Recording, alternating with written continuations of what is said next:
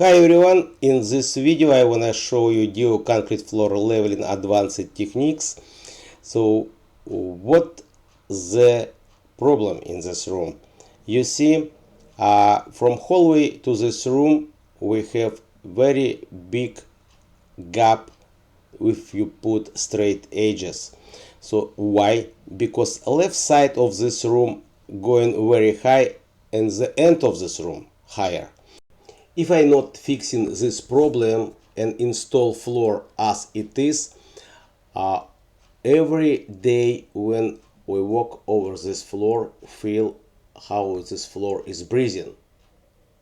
And also locks can be break in the future.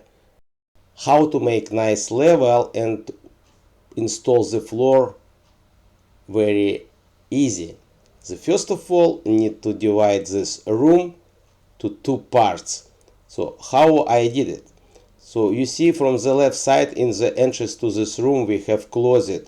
On front of this closet I block this room with, I took some baseboard, seal this on the bottom and make two separate areas. And first area I fill up with self-leveling compound, use straight edge. It's not a level because right, you remember left side is higher.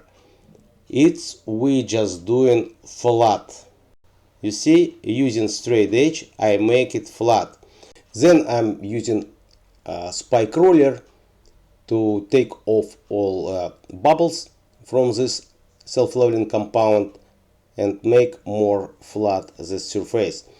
So now we have to wait when it's getting dry, and it should be around 1 day. And next day I mix Plani patch.